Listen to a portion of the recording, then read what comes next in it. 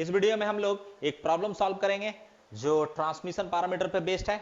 Network दी हुई है और इसका ट्रांसमिशन पैरामीटर हमें निकालना है। ट्रांसमिशन पैरामीटर का मतलब ABCD पैरामीटर हमें निकालना है।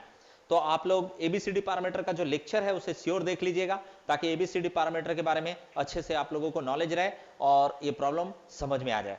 ये प्रॉब्लम अदर पैरामीटर्स के लिए भी बनाया जा सकता है। अगर पूछा जाता है Z पैरामीटर्स के लिए, उसके लिए भी हम लोग सॉल्व कर सकते हैं। Y पैरामीटर्स के लिए बोलेगी, उसके लिए भी सॉल्व कर सकते हैं। तो नेटवर्क जो है ये दिख रहा है, इसको T नेटवर्क भी कहते हैं क्योंकि T फॉर्म में है। तो इस तरह के नेटवर्क को Z पैरामीटर में भी रिप्रेजेंट किया जा सकता है, Y पैरामीटर में भी रिप्रेजेंट किया जा सकता है और ABCD पैरामीटर में भी और भी पैरामीटर्स होते हैं उसमें भी रिप्रेजेंट किया जा सकता है। लेकिन फिलहाल अभी हम लोगों को रिप्रेजेंट करना है इसे किसमें, ABCD पैरामीटर में।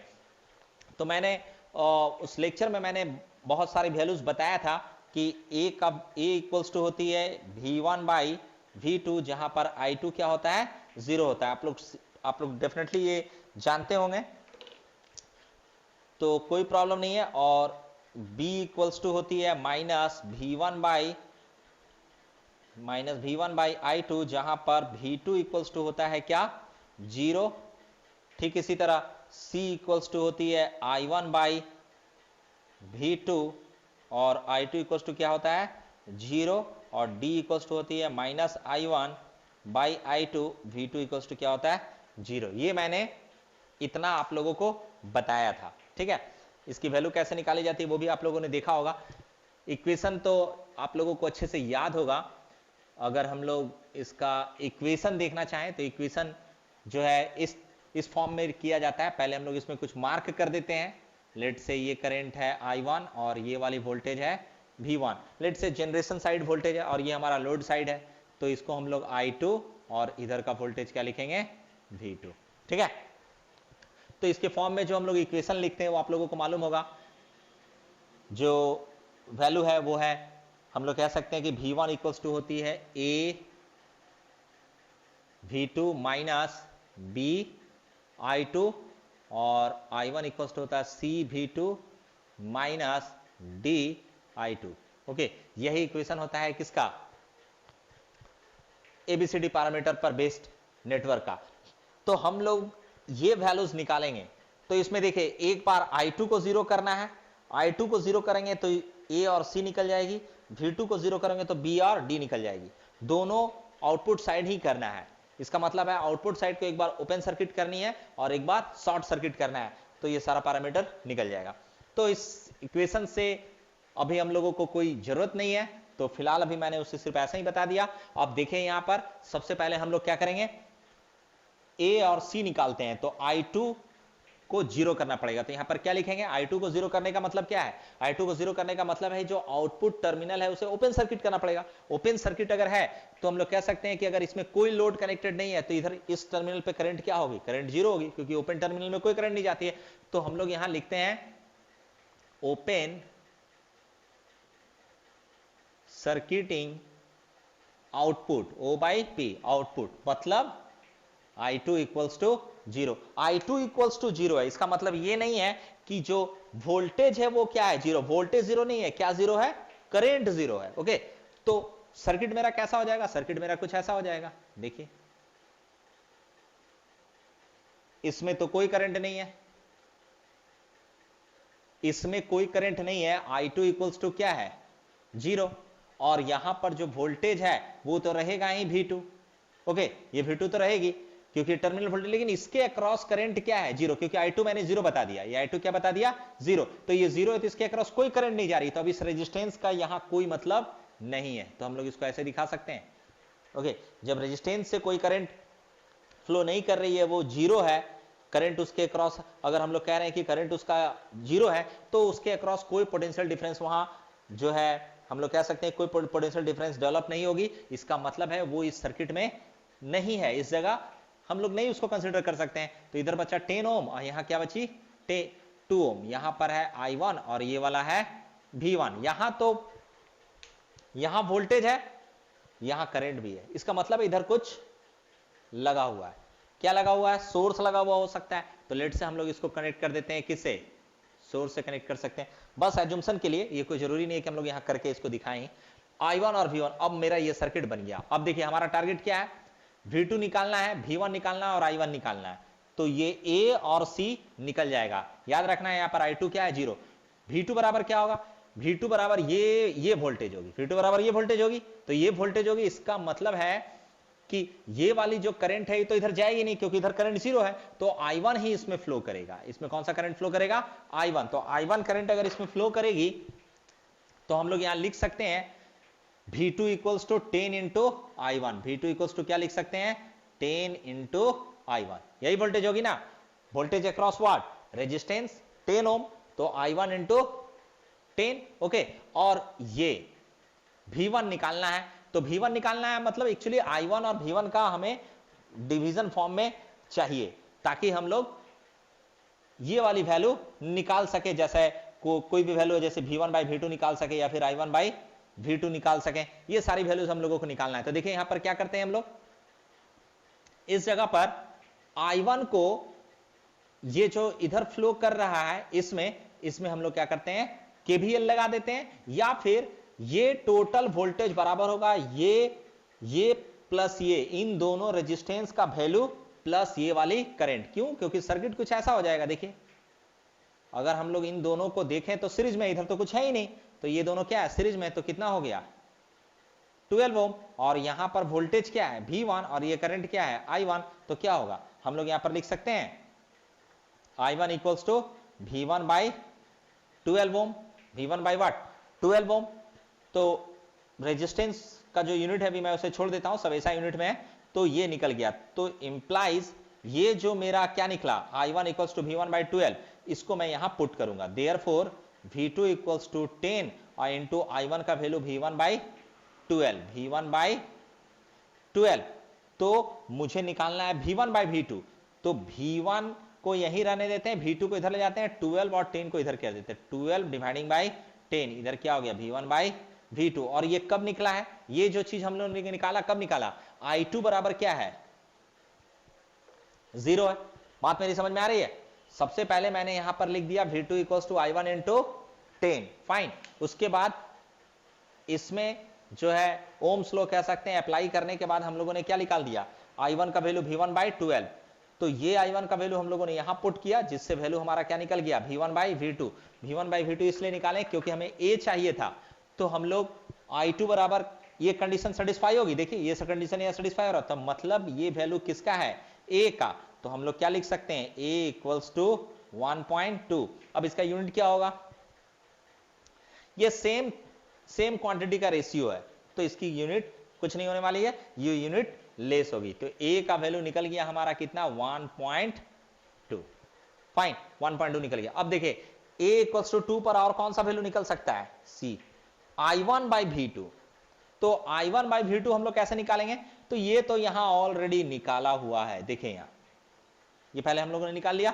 अब देखिए I1 बाई V2, I1 कहीं छोड़ देते हैं, V2 को इधर कर देते हैं, तो 1 by 10 equals to I1 by V2। ये वैल्यू कब आई है, जब I2 क्या है I2 0 है। तो हम लोग कह सकते हैं ये वाली ये टोटल कंडीशन कहां का है, देखिए है, ठीक है। तो ये किसका वैल्यू होता है C का, तो हम लोग लिख सकते हैं C इक्वल्स टू 0.1।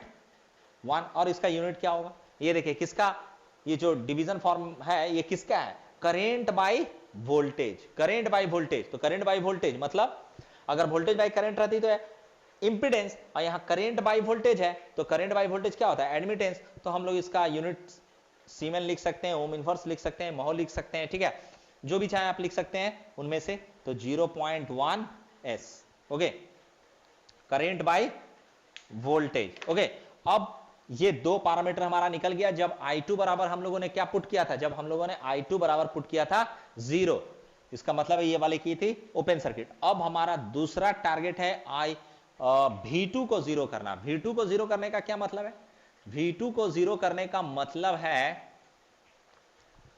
V2 को 0 करने का मतलब है शॉर्ट सर्किट करना। ओके, तो जो सॉल्यूशन में है, तो हम लोग क्या करेंगे, शॉर्ट सर्किटिंग व्हाट आउटपुट को करेंगे ना, तो क्या हो जाएगी V2 इक्वल्स टू 0। तो मेरा सर्किट अगर हम लोग रिकंस्ट्रक्ट करें सर्किट को, तो हमारा सर्किट कैसा हो जाएगा, कुछ ऐसा हो जाएगा। देखिए ये वाली शॉर्ट सर्किट का मतलब V2 इक्वल्स टू 0, लेकिन करंट अभी फ्लो करेगी।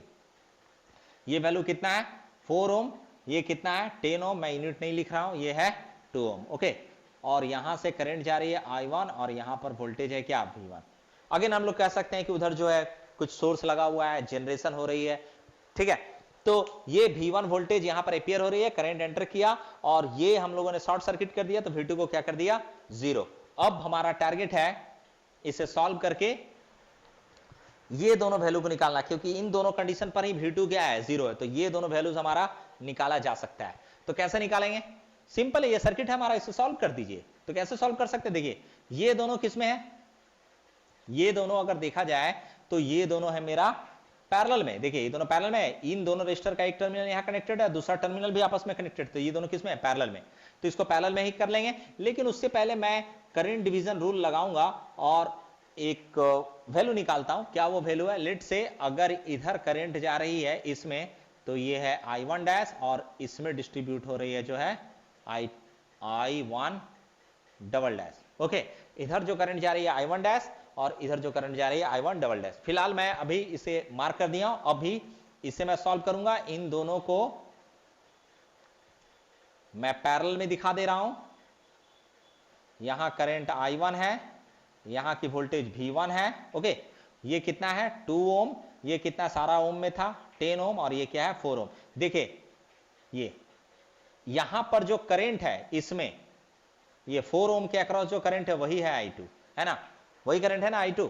अब देखिए I2 का वैल्यू अगर हम लोग निकालना चाहें तो I2 का वैल्यू हमारा आराम से निकल जाएगा, क्योंकि I2 इक्वल्स टू क्या होगा, देखिए यहां पर I2 equals to just minus होगा इसका, I2 equals to minus I1 dash होगा। इस पॉइंट पर देखिए I2 इधर जा रही है, I1 इधर जा रही है, दोनों का मैग्नीट्यूड सेम है, सिर्फ डायरेक्शन क्या है ऑपोजिट है, इसलिए I2 बराबर क्या लिख सकते हैं माइनस I1। तो माइनस I1 लिख दिए, तो मैं यहां इसे ऐसे नहीं दिखाकर मैं इसे यहां ऐसे दिखा रहा हूं I1 डैश, और इसमें जो करंट फ्लो कर रही है उसे मैंने क्या माना I1 डबल डैश, राइट। अब हमारा सर्किट जो है कुछ ऐसा हो गया।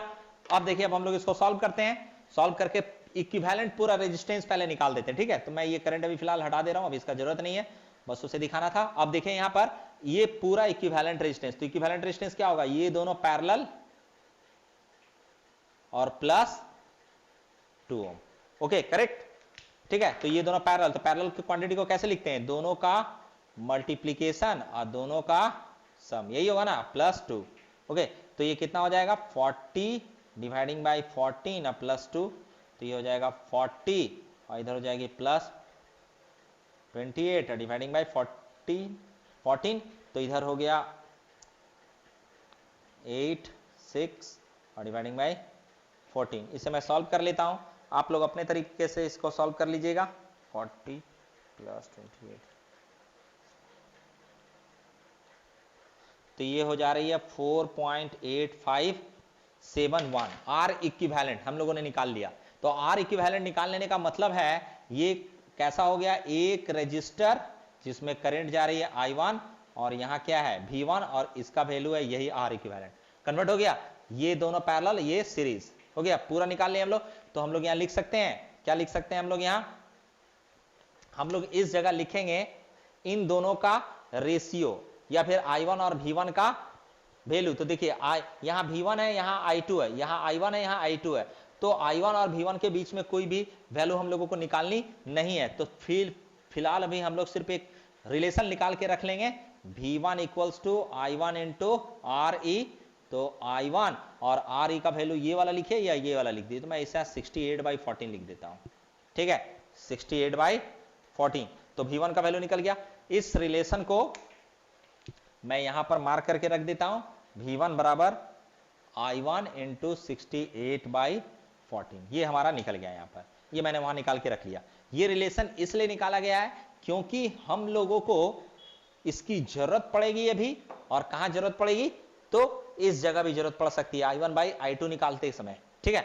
अब देखिए यहां पर, अब हम लोग करंट डिवीजन रूल, जो करंट डिवाइडिंग रूल है उसको लगाएंगे। तो देखिए I1 करंट यहां आ रही है, तो I1 डैश क्या होगा, current dividing rule I1 dash total entering current I1 into इस ब्रांच का रेजिस्टेंस और डिवाइडिंग बाय इस ब्रांच का रेजिस्टेंस प्लस इस ब्रांच का रेजिस्टेंस, यही होगा ना, तो क्या हो जाएगा I1 इंटू 10 डिवाइडिंग बाई 14 हो जाएगी। और देखिए यहां पर I1 का वैल्यू कितना है, I1 का वैल्यू अगर हम लोग देखें तो लिख सकते हैं -I2, तो मैं यहां लिख सकता हूं -I2, I1 डैश का वैल्यू लिख दिया हूं -I2 बराबर क्या होगा I1 इंटू 10 बाई 14। तो यहां पर I1 बराबर क्या हो जाएगा, हमें क्या निकालना है, हमें निकालना है I1 बाई I2। देखिए माइनस टर्म है, इसको इधर ले आते हैं, इसको इधर लेके चले जाते हैं, तो 14 बाई 10, देखिए ये इधर आ गया, माइनस साइन को इधर कर देते हैं, I1 बाई I2। और ये कब निकला है, ये निकला है जब V2 0, यहां देखिए D equals to minus I1 by I2 और at what V2 equals to 0। देखिए वही कंडीशन आ गई, इसका मतलब है ये क्या है, ये है D। तो हम लोग क्या लिख सकते हैं, D इक्वल्स टू 1.4, हमारा D का वैल्यू निकल गया 1.4। तो मैं यहां पर लिख दूं, यहां पर लिख देता हूं 1.4। और ये जो है करंट का ही रेशियो है, देखिए I1 बाई I2, ये भी क्या होगा यूनिटलेस क्वांटिटी होगी, करंट का रेशियो है ना, तो करंट का रेशियो है, इसका मतलब क्या है यूनिटलेस क्वांटिटी हो गया, तो D का वैल्यू हो गया 1.2, वो करंट रेस जो है मतलब यूनिटलेस क्वांटिटी हो गया। अब हम लोग आ जाते हैं दूसरा वैल्यू निकालने पर, जो हम लोगों को निकालना है क्या, ये वाली V1 और I2, V1 यहां है, I2 इधर है, ये हम लोगों को निकालना है। तो देखिए यहां पर कैसे निकालते हैं, देखिए सबसे पहले तो अभी मैंने यहां पर निकाला था since -I1 by I2 equals to 1.4, ये मैंने निकाला। ओके, तो ये मैंने I1 by I2 equals to 1.4 निकाल दिया। तो लेकिन मुझे निकालना है I2 के टर्म में V1। तो देखिए यहां पर V1 है और यहां I1 है, तो I1 का वैल्यू यहां से हम लोग निकाल सकते हैं, कितना हो जाएगा -1.4 इंटू I2 होगा। ये अभी निकाले ना, I1 by I2 equals to how much 1.4, तो I1 इक्वल्स टू क्या होगा माइनस साइन इधर यूज कर लेंगे और I2। अब देखें यहां से ये वाला, तो यहां पर ये जो वैल्यू है ये कितना है V1 इक्वल्स टू कितना होगा I1 इंटू 68 बाई 14। ओके, अब ये I1 का वैल्यू हम लोग यहां पुट कर देते हैं, ये वाली, तो कितना हो जाएगा I1 का वैल्यू है -1.4 इंटू I2 इंटू 68 बाई 14। अब देखिए हमें क्या निकालना है, V1 बाई I2 निकालना है, तो V1 इधर है, I2 इधर है, तो I2 को इधर ले आते हैं, V1 बाई I2। और यहां पर ये माइनस साइन है, तो माइनस साइन भी हम लोग यूज कर लेते हैं, तो इस तरफ क्या बचा 1.4 इंटू 68 और डिवाइडिंग बाई 14, यही बचा ना। तो अगर हम लोग इसको काट दें तो ये वाला 10 ये कट गया और ये 10 आ जाएगा कितना 6.8। ओके, और ये जो वैल्यू निकला है कब निकला है, जब V2 क्या है 0। देखिए यहां V1 बाई I2 माइनस में, V1 बाई I2 माइनस में, और V2 कितना 0, V2 0। तो ये वैल्यू, ये जो चीज है ये यहां आ गया, तो ये किसके बराबर होगा, ये बराबर होगा B के बराबर होगा। बात समझ में आ रही है, हम लोग इसको लिख सकते हैं कि ये B के बराबर है। ओके फाइन, तो हम लोग यहां लिख सकते हैं B equals to how much 6.8, B equals to 6.8। अब देखिए ये वोल्टेज बाई करंट है, क्या है वोल्टेज बाई करंट, तो वोल्टेज बाई करंट है, तो वोल्टेज बाई करंट है तो क्या यूनिट होगा, इंपेडेंस का होता है, तो ओम लिख सकते हैं इसकी यूनिट। ओके, रेजिस्टेंस का। तो ये हम लोगों ने सारा वैल्यू निकाल लिया, आप लोग भी इसको निकाल सकते हैं। तो ये वैल्यूज जो है मैं यहां लिख देता हूं इसे, let's say A B C D। Okay, और ये वैल्यू कितना है, तो A का वैल्यू है 1.2, B की वैल्यू है 6.8, यूनिट में छोड़ दे रहा हूं, C की वैल्यू है 0.1 और D की वैल्यू है 1.4। तो यही डिमांड किया गया था। ओके, तो ABCD पैरामीटर हम लोगों ने इस तरह से निकाल लिया। सर्किट को सॉल्व करने के लिए आप दूसरा टेक्निक का भी यूज कर सकते हैं, उसमें कोई प्रॉब्लम नहीं है, लेकिन आंसर तो यही आएगा। तो आप लोग इसको खुद से एक बार बना के देखिएगा, और अगर कोई डाटा में वेरिएशन होगा या डाटा आप लोग वेरीफाई कीजिएगा, किसी तरह कोई मिस्टेक मिलेगा तो डेफिनेटली मुझे बताइएगा। Okay, thank you.